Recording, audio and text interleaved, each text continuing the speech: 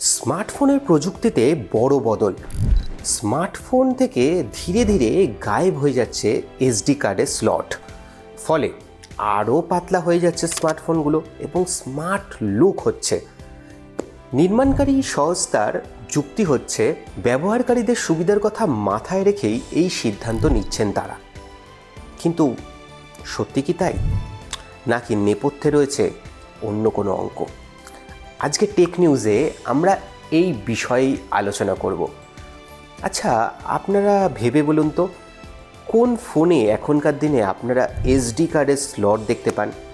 অনেকেই হয়তো মাথা চুলকাবেন, ভাববেন যে হ্যাঁ, এখনকার হাই সেগমেন্টের ফোনে তো এসডি কার্ডের স্লট পুরোপুরি উঠেই গেছে এবং লো সেগমেন্টের ফোনগুলোতেও কিন্তু ধীরে ধীরে এসডি কার্ডের স্লট তুলে দিচ্ছে স্মার্টফোন নির্মাণকারী সংস্থাগুলো। তাদের দাবি, বর্তমান ফোনে যে সমস্ত ড্রাইভ থাকে সেগুলির গতি কিন্তু যথেষ্ট বেশি, আর তাই ডিভাইসটিতে এসডি কার্ড ভরা থাকলে ধীর গতিতে কাজ করে ফোন এবং এতে কাজের সময় সমস্যায় পড়েন গ্রাহকরা। হ্যাঁ, এখনকার দিনে ইউএফএস 3.0, ইউএফএস 4.0 প্রচুর গতিসম্পন্ন ড্রাইভ ইউজ করা হয়। তাই এসডি কার্ডের স্লট থাকলে নাকি ফোন ধীরে ধীরে স্লো হয়ে যাবে। এই যুক্তি কিন্তু খাড়া করছে কোম্পানিগুলো।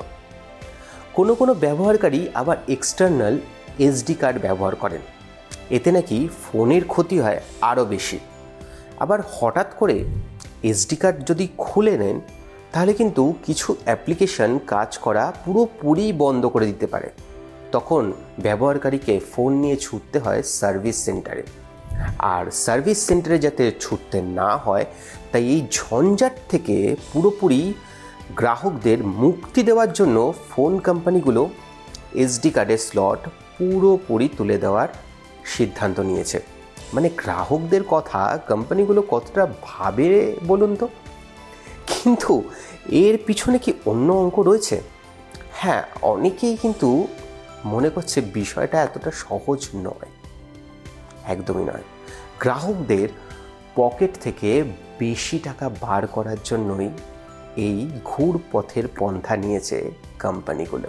তাদের অনেকেই মনে করছেন, নির্মাণকারী সংস্থাগুলো বর্তমানে এসডি কার্ড না থাকার কারণ দেখিয়ে বেশি দামে বিক্রি করতে পারছে স্মার্টফোন।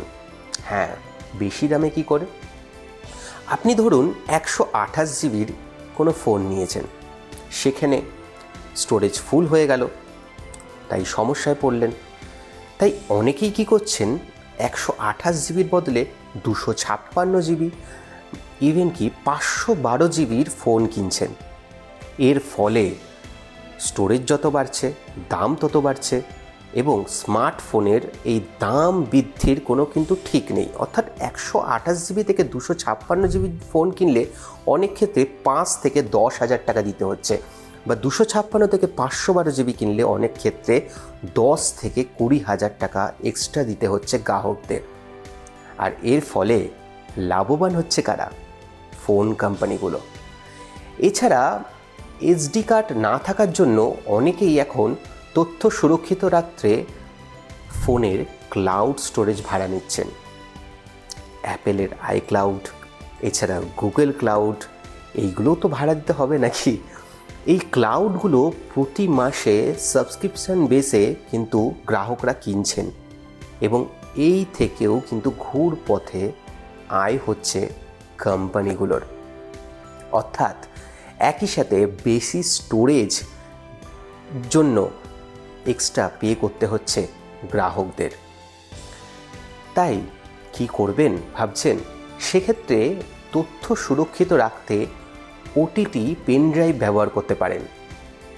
তাই এছাড়াও অনেক কোম্পানিগুলো বলছে এই এসডি কার্ডের স্লট তুলে দেওয়ার জন্য ওয়াটারপ্রুফ দায়ী। মানে ফোনকে ওয়াটারপ্রুফ করে দিয়েছে এবং এই জন্যই নাকি এসডি কার্ডের স্লট ধীরে ধীরে তুলে দিচ্ছে।